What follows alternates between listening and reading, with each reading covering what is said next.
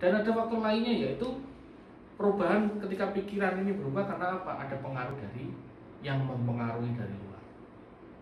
Ya, yang seperti apa itu misalnya? Kata paling gampangnya itu kayak kita kesurupan. Sadar nggak kita? Berarti apa, energi spiritual atau mungkin pengaruh gaib itu bisa mempengaruhi, bisa mempengaruhi pola makan ya, selera makan. Bukan pola makan aja mas, seluruh aspek itu terpengaruh karena tadi dari pengaruh dari luar juga. Soalnya apa? Cara kerja santet, cara kerja pelet, cara kerja guna-guna itu sama, ya. Mempengaruhi jin setan yang dikirimkan oleh dukun ilmu hitam diarahkan ke dalam otaknya dulu. Nah, di dalam otak itu kan mengatur. Orangnya harus diatur gimana sehingga ngelakuin ini nggak mau, ngelakuin ini nggak mau, ngelakuin ini nggak mau. Akhirnya apa ya? Kayak tadi makan nggak enak, ya selalu kepikiran satu nama. Kemudian ada lagi ibadah rasanya panas, ya kan? Iya. Itu termasuk apa? Gara-gara otaknya kesetir, ya, dikendalikan oleh hal sesuatu. Jadi ketika otak itu sudah dikendalikan oleh sesuatu, ya tadi penyakit aneh-aneh akan muncul. Nah, solusinya gimana ya? Kalau dokter yang mengatakan ini itu mustahil, gitu. Yeah. Orang buta pun, mama mas, ada orang buta, ya orang buta ini sudah diperiksakan ke dalam kedokteran, sehat semuanya, tapi kok nggak bisa melihat. Ternyata itu ada hubungannya dengan psikologisnya, ya ada pengaruh kena masalah. Nah penyembuhannya nggak bisa loh mas medis itu, jadi harus apa? Menggunakan metode alternatif, pengobatan alternatif gitu. Ya kalau saya sendiri kalau mengobati teman-teman bapak ataupun ibu yang datang ke tempat saya, ya saya pakai alternatif juga begitu. Tapi mesti saya sarankan dulu, saya tanya apakah sudah ke dokter atau belum, gitu. Karena saya juga menghargai kesehatan, ya kita tes dulu apakah kita memang sakit atau tidak. Andai kata kok kita masih sehat, tapi kok ada penyakit yang nggak nampak, baru saya bantu obati, gitu loh mas. Oke, ini berbicara tentang tadi kan Ki Bagus menjelaskan sedikit tentang santet atau gangguan-gangguan gaib yang bisa jadi penyakit medis ya, penyakit fisik ya.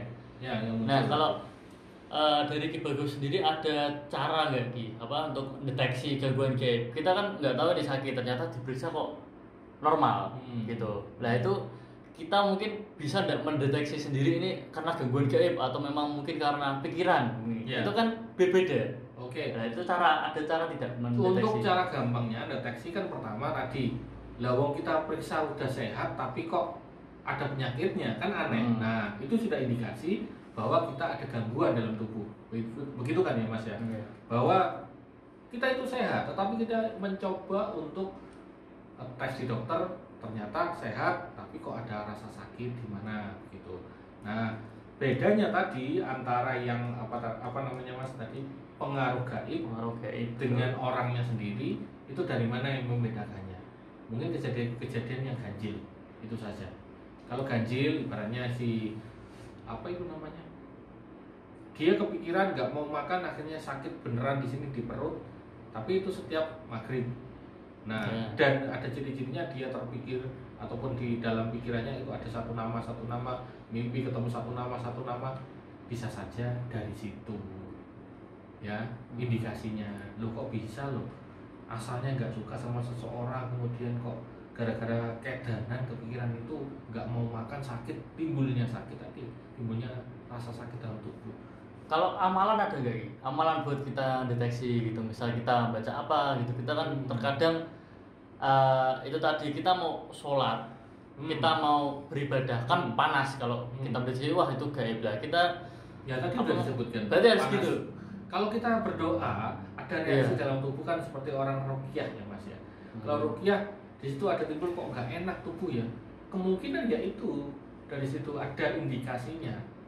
Paling gampang biasanya yang saya ajarkan ya, ketika seseorang ini merasa kok saya kok nggak enak tubuh saya lagi bagus ya, kok ada kejanggalan penyakit yang saya derita ini kok kayaknya bikinan orang.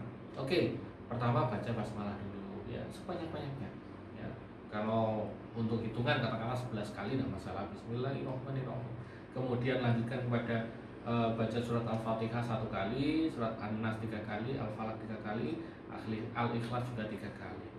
Udah itu aja, baca.